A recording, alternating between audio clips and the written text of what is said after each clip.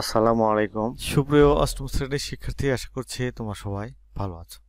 আজ আমি তোমাদের বাংলাদেশ ও বিশ্ব পরিচয় ষষ্ঠ অধ্যায় বাংলাদেশের সাংস্কৃতিক পরিবর্তন এই অধ্যায়ের অনুশীলনীতে দেওয়া 2 নং সৃজনশীল প্রশ্নের উত্তর নিয়ে আলোচনা করব। দেখো, গত পর্বে আমরা এই অধ্যায়ের বহু নির্বাচনী প্রশ্ন এবং সৃজনশীল 1 নম্বর প্রশ্নের উত্তর নিয়ে আলোচনা করেছি।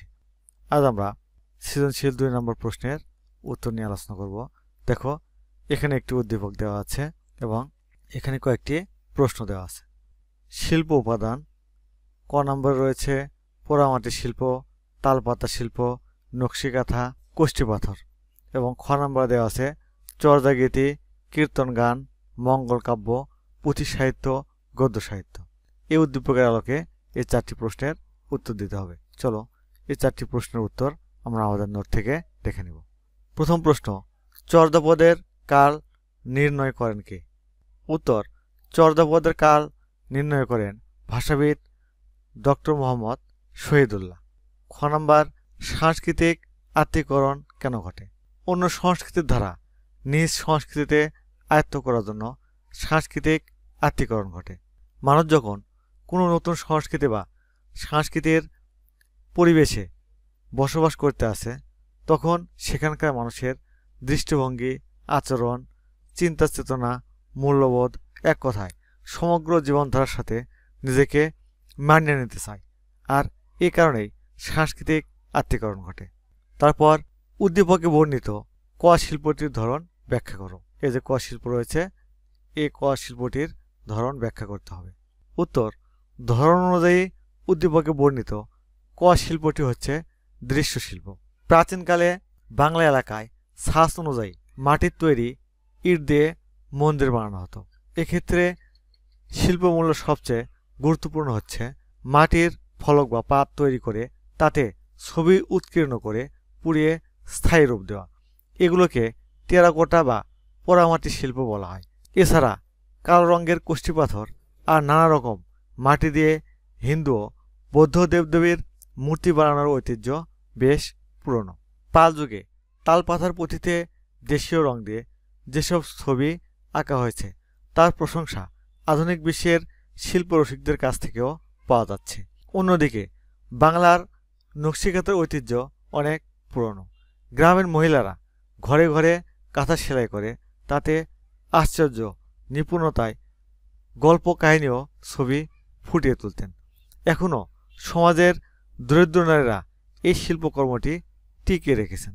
উদ্দীপকে ক শিল্পের উপাদান হিসেবে পোড়ামাটি শিল্প, তালপাতা শিল্প, নকশিকাঁথা ও কষ্টি পাথরের নাম উল্লেখ করা হয়েছে, যা দৃশ্য শিল্পের অন্তর্ভুক্ত। তারপর ঘ নম্বর, বাঙালির সংস্কৃতির বিকাশে খ শিল্পটির গুরুত্ব অপরিসীম বিশ্লেষণ করো। এই যে খ শিল্প রয়েছে, এর গুরুত্ব অপরিসীম, সেটি বিশ্লেষণ করতে হবে। উত্তর, বাঙালির সংস্কৃতির বিকাশে খ শিল্পের অর্থাৎ সাহিত্য শিল্পের গুরুত্ব অপরিসীম। উদ্দীপকে খ শিল্পের উপাদান হিসেবে চর্যাগীতি, কীর্তন গান, মঙ্গল কাব্য, পুঁথি সাহিত্য, গদ্য সাহিত্যের কথা বলা হয়েছে। যেহেতু এগুলো সাহিত্য শিল্পের অন্তর্ভুক্ত, সেহেতু খ শিল্প সাহিত্য শিল্প। মানুষ যেভাবে জীবনযাপন করে, যেসব জিনিস ব্যবহার করে, যেসব আচার অনুষ্ঠান পালন করে, যা কিছু সৃষ্টি করে, সব নিয়েই তার সংস্কৃতি। সাহিত্য সংস্কৃতির অন্তর্ভুক্ত। বাঙালির প্রথম সাহিত্যকর্ম হচ্ছে চর্যাপদ। প্রায় 1500 বছর আগে বৌদ্ধ সাধকরা এই চর্যাগীতিগুলো লিখেছেন। অন্যদিকে সুলতানি আমলে শ্রী চৈতন্যর বৈষ্ণব ভাবধারার প্রভাবে বাংলায় কীর্তন গান রচনা শুরু হয়, যা বৈষ্ণব পদাবলী নামে পরিচিত। একসময় বাংলায় দেশীয় দেবদেবীকে নিয়ে নানা কাহিনী রচিত হয়েছে, এগুলো মঙ্গল কাব্য নামে পরিচিত। এছাড়া মুসলমান সমাজে একসময় পুঁথি সাহিত্যের ব্যাপক কদর ছিল। পরবর্তীকালে 19 শতকে আমাদের দেশে বাংলা গদ্যের সূচনা হয়। ঈশ্বরচন্দ্র বিদ্যাসাগর আধুনিক বাংলা সাহিত্যের ভিত রচনা করেন। পরবর্তীতে বঙ্কিমচন্দ্র, রবীন্দ্রনাথ ঠাকুর, কাজী নজরুল ইসলাম সহ বিভিন্ন সাহিত্যিকদের লেখনীর মাধ্যমে বাংলা সাহিত্য বিকশিত হয়। সার্বিক আলোচনার প্রেক্ষিতে বলা যায়, সাহিত্য শিল্প বাঙালির সংস্কৃতির অবিচ্ছেদ্য অংশ এবং ধীরে ধীরে তা বিকশিত হয়েছে। সুপ্রশিক্ষার্থী, আজ তাহলে এখানে শেষ করছি। আগামী পর্বে আমরা সৃজনশীল 3 নম্বর প্রশ্নের উত্তর নিয়ে আলোচনা করব।